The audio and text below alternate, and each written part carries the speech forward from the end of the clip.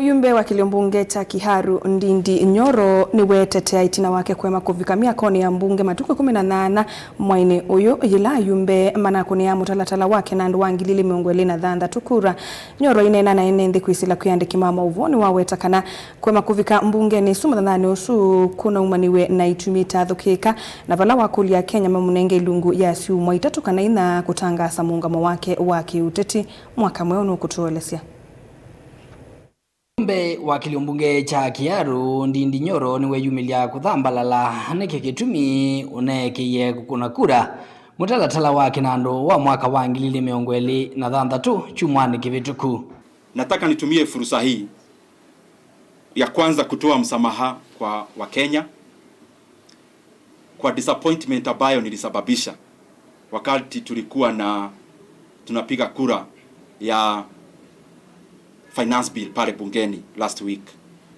Ni vizuri niseme vizuri na kinagaubaga ya kwamba haikuwa nia yangu ya kukwepa wajibu wangu kama mbunge wa Kiharu na mbunge wa National Assembly.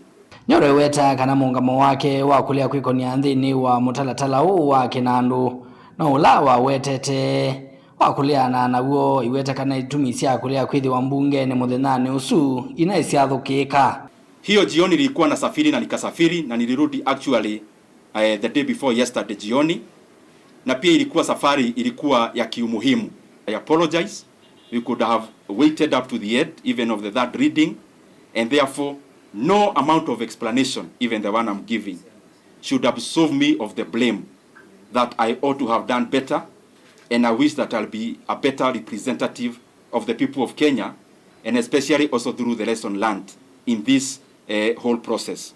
Mujumbe uwe weta kana kuma tenethito ya ilunga silikali kulaji na maweku na kiu kizisa kwa ni mundu endini wa silikali. Na vile mnajua nimekuwa mstari wa mbele kuongea mambo ambayo inadhuru wa Kenya.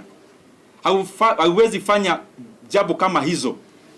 Haujasikia mtu mwingine anaongea mambo ya school fees inaongezwa, watu wanachukua mafuta ya Turukana, mambo ya deni.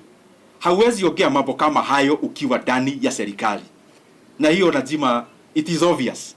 Na mutongo yu unaula kwa ivinda jimwe mwene kivila wanzama ya kinandu bunge ni su ya kati ni kana kulea kweko ni esesoni ya kukunia kura mutalatala huu ni nzia mwe ya kuikidia kanane wakwa bunge ni su. Any vote that requires a 2/3 majority, you do not win it by voting. You win it by denying the 2/3 majority in the House. That is what we have seen all the governors do. If you have 30 MCAs, you make sure they do not turn up, and the agenda collapses. And the reason they do that, and has been happening, is that there is still a huge possibility that a person who actually came to save you will be brought along the way, as it happened even in this particular case.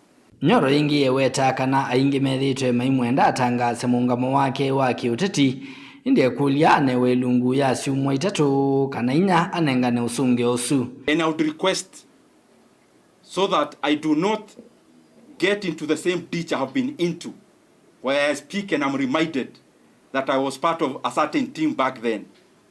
I request Kenyans to give me 3 to 4 weeks to share my views, specific views on that issue of political formations and the things that we need to do in terms of our Republic of Kenya going forward. Nilivoti ya vilingi wa Movo nitoa mwaka mweu.